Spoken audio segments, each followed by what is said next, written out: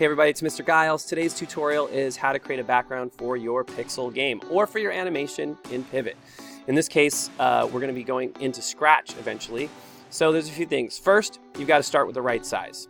So the correct size for this project is 480 by 360. So I'm going to go File, New, and I'm going to set my size, uncheck the check mark, and type in 480. You can hit the Tab key to jump to the next space. 360. Tab is a great feature.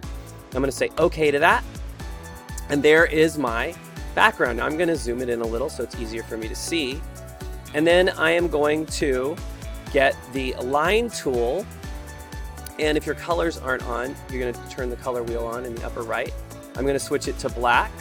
And I am going to draw my line across. When you start your line, start outside of the edge of the canvas.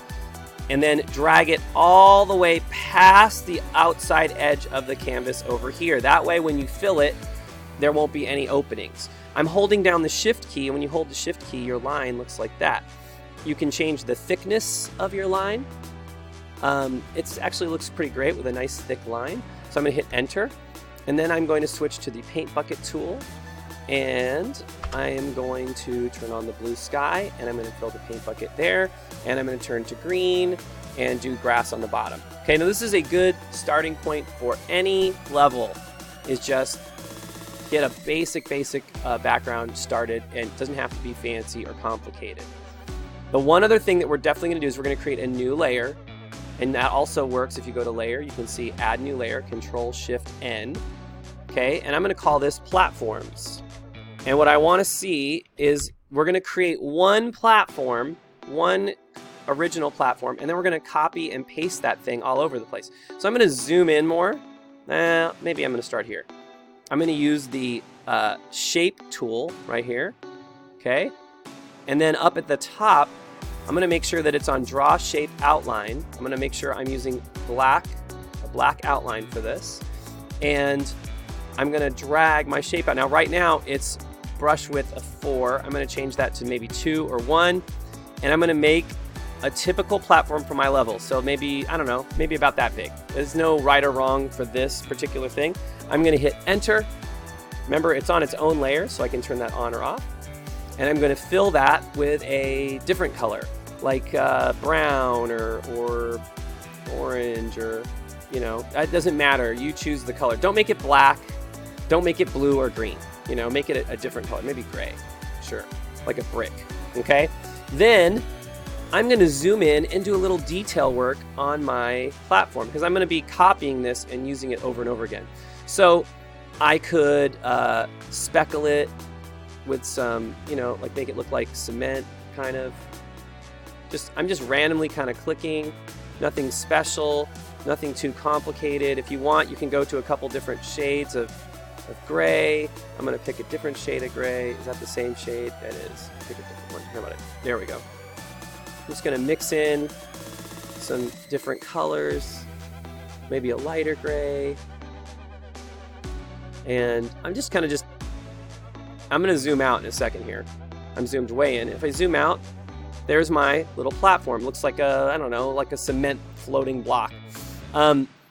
You could do fancier stuff. For now, I'm going to say keep it simple. Now I'm going to highlight it with the selection square and hit Control-C. And then immediately I'm going to hit Control-V.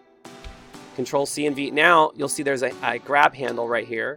I'm going to grab that handle and I'm going to move it. I'm going to add another spot right there. The closer, by the way, you are to your selection, see how that blue edge around it? It's because I selected out in the blue area. I'm going to get it as close as I can. Next time, bonus tip, I can highlight both of these, or I can highlight one. I'm going to zoom in to do my copy this time, so I can get a more accurate copy. I'm going to start right there and try to get exactly around the pixels. Boom, Control-C, Control-V. Now I have an exact copy, and maybe I'll put one like right next to the other one, like that. And then I can paste it again, Control-V, boom, I got another one. And I can start snapping those in, and I'm going to make it so that my character has to, you know, climb up and jump up until he gets to maybe a coin or a treasure, or maybe there's a monster. I'm going to set this down low. Well, I should probably see where the edge of the screen is here.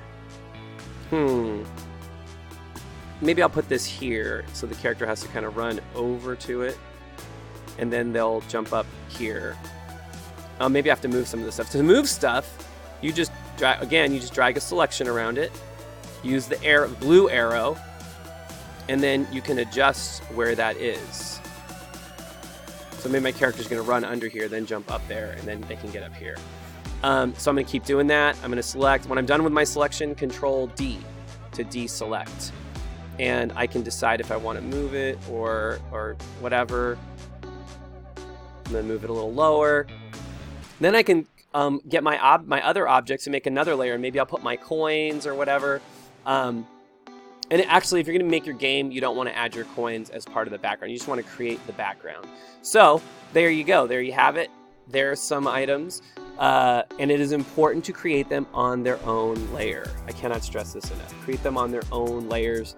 That way you can change them. Also, stay away from gradients for this particular background. Keep it as simple things. Don't use an image or a picture for now. I'm not saying that that's never an option, but for what we're going to do, it'll make it a little easier. All right, I hope that helps. And, have a great day.